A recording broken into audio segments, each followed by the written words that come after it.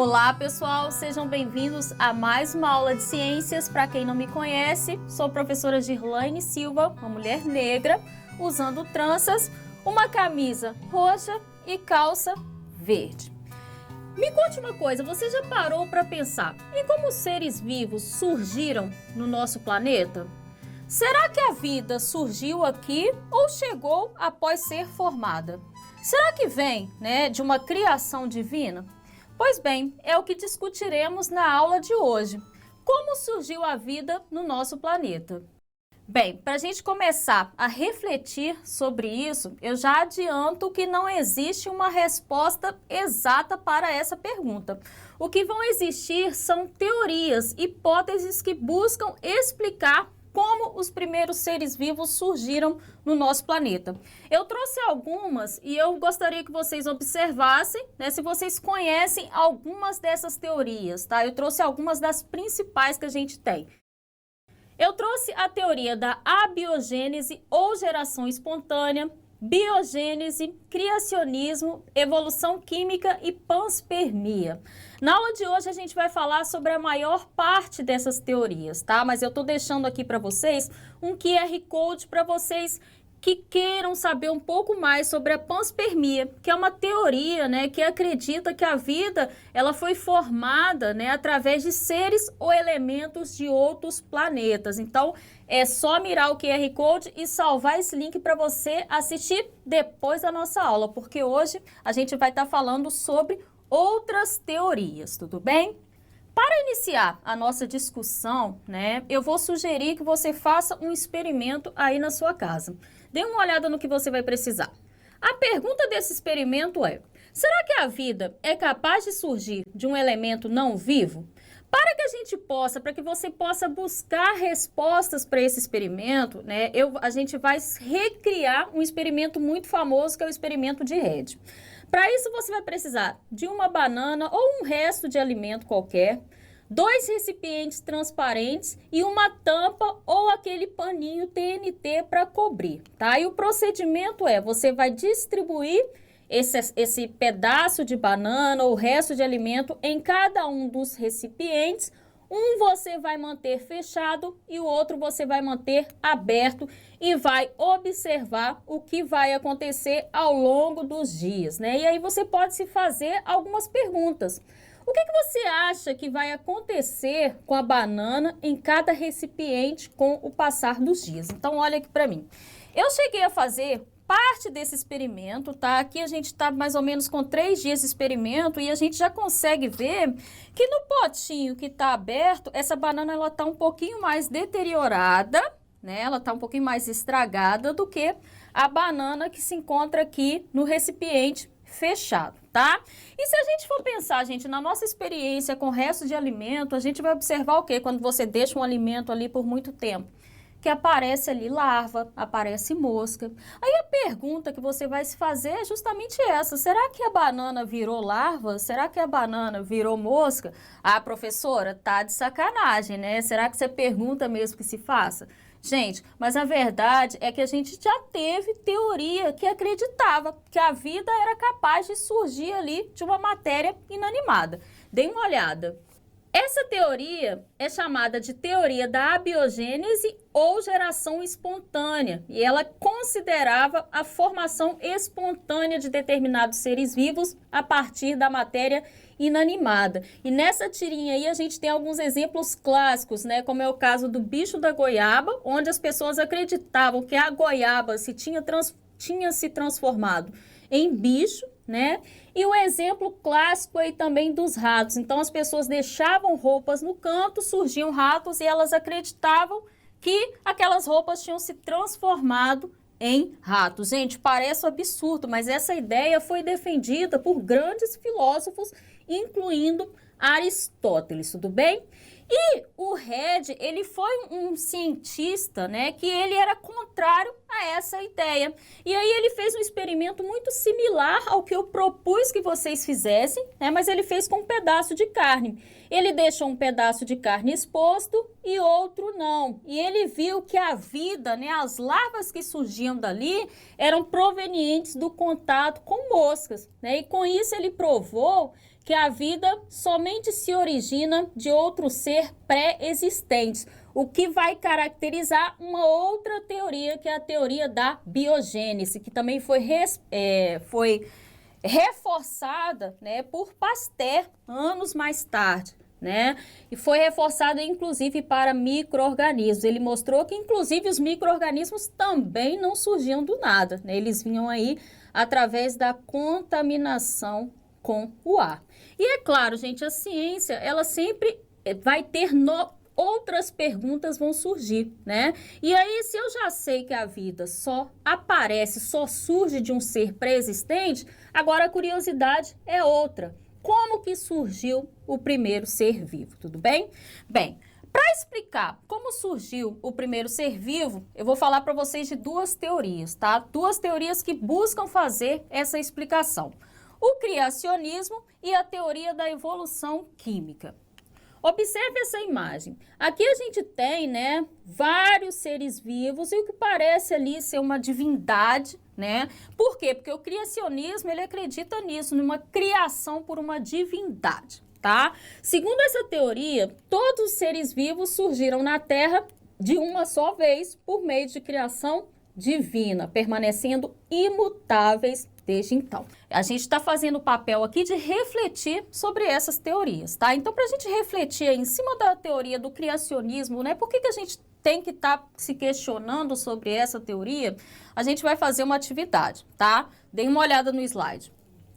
Nós vamos comparar o planeta Terra em dois momentos. O planeta primitivo, mais ou menos aí há 3 bilhões e meio de anos atrás, e o planeta atual. Deem uma olhada como era o planeta, gente, primitivo e como era o planeta atual. Quais diferenças você consegue observar? Será que a atmosfera era a mesma? Tinha água, quantidade de água, a composição dos mares e oceanos eram os mesmos? Você acha possível que todos os seres vivos que você conhece, a baleia, o gato, o cachorro, o grilo, o passarinho, teriam condições de viver nesse primeiro ambiente do planeta primitivo? Bem, gente, além da história geológica do nosso planeta, que mostra, né, que há bilhões de anos o nosso planeta não tinha condições de manter os seres vivos que a gente tinha hoje, a gente vai ter um outro impasse que também vai bater de frente com a teoria do criacionismo, que são as evidências evolutivas. Dê uma olhada no slide. As evidências evolutivas também colocam em xeque a teoria do criacionismo. O que diz, né, a teoria evolucionista? Que os organismos modernos que a gente conhece hoje se desenvolveram a partir de antigos ancestrais. Então, se tinha ali um ancestral comum, né? Então, essa ideia de que todos os seres vivos foram criados aleatoriamente ao mesmo tempo não se sustenta se a gente for pensar em termos de evolução, além do que eu já falei para vocês sobre as condições geológicas do nosso planeta primitivo. E entre as principais evidências da evolução biológica estão os registros de fósseis, que inclusive a gente tem seres vivos que a gente não vê mais hoje em dia. Então, o que aconteceu com esses seres vivos? Eles sumiram? O que aconteceu com eles? Não é mesmo? E as semelhanças entre as espécies, gente, vejam aí vários seres vivos diferentes e como, né, se a gente for comparar determinados órgãos, esses órgãos são muito parecidos, né, sugerindo ali que realmente existiu um ancestral comum, tudo bem? Pois é, gente, várias dessas teorias que eu apresentei para vocês são baseadas em crenças populares, em conhecimentos populares, tudo bem? Mas a ciência vai trabalhar com evidências científicas. Então, tudo aquilo que a gente consegue comprovar, né, com evidências, é o que a ciência vai estar aceitando. Então, a gente não está aqui para colocar nenhuma teoria, né, para baixo ou para cima, né? Como representante da ciência, a gente vai aceitar aquilo que tem a sua comprovação científica, tudo bem? Dê uma olhada no slide. Então, a ciência baseia-se em evidências. E desta forma, a hipótese mais aceita atualmente pela comunidade científica é a teoria de Oparin e Haldane, também conhecida como teoria da evolução química. Esses cientistas acreditavam que descargas elétricas provenientes das grandes tempestades, além da grande incidência de raios ultravioletas, forneceram energia para as reações químicas que originaram as primeiras moléculas orgânicas e, posteriormente, o primeiro ser vivo. Esse experimento, essa teoria, ela foi testada em laboratório em 1953, foi reproduzido, onde o ambiente hostil, do planeta primitivo, esse ambiente que a história geológica conta, foi recriado em laboratório e obtendo-se aí sucesso, na obtenção de moléculas orgânicas, demonstrando cientificamente, que essa teoria da evolução química, ela sim podia ser possível, tá? Então, é a teoria mais aceita que a gente tem. Certeza absoluta não temos, mas a gente tem evidências científicas que tornam essa teoria mais aceita do que as demais que eu apresentei para vocês, bem? E aí, gente, para responder a pergunta inicial da nossa aula, como a vida surgiu no nosso planeta, é necessário então reformular, Como a vida surgiu no planeta, segundo a teoria mais aceita pela ciência. Acredita-se que a vida surgiu na água, A princípio, a energia para a formação das moléculas orgânicas que deram origem aos primeiros seres vivos foi fornecida por raios e radiação ultravioleta que eram muito intensas nesse período, no período aí do nosso planeta primitivo. Essas moléculas, ao serem levadas pelas chuvas, para a crosta terrestre, quando chegaram aí até o chão e essa crosta muito quente devido a atividades vulcânicas, sofreram reações e formaram macromoléculas como as proteínas. Com o resfriamento do planeta e a formação de mares e oceanos, então quando resfriou, esse vapor de água, ele se condensou, foi até a crosta, formando mares e oceanos, fazendo com que essas macromoléculas que estavam ali na crosta unissem-se, formando os primeiros, os protobiontes ou coacervados, que eram ali os pró-seres vivos, aqueles que vieram antes dos primeiros seres vivos, tá? Esses coacervados, eles absorveram material que estavam ali ao seu redor, formando estruturas internas, originando moléculas, e formando então os primeiros organismos vivos. Tá? Os cientistas acreditam que os primeiros seres vivos eram seres unicelulares, de apenas uma célula, e heterótrofos, que se alimentavam de partículas que estavam ali ao seu redor, tudo bem? E aí eu trago uma pergunta para vocês, gente. Você consegue pensar em algum organismo que poderia sobreviver num ambiente tão empobrecido, tão quente em relação ao que conhecemos hoje, Esse ambiente que a gente descreveu da Terra primitiva. A gente tem inicialmente a formação de mares, mas ainda é um ambiente hostil em relação ao que a gente tem agora. Você consegue pensar em algum ser vivo capaz de sobreviver a esse ambiente? Agora eu vou fazer uma chamada aqui para vocês. Vocês já ouviram falar de bactérias que vivem ali, gente, próximo dos vulcões, em ambientes quentes? Vocês já ouviram falar de bactérias que vivem em ambientes extremamente ácidos ou com uma salinidade muito alta?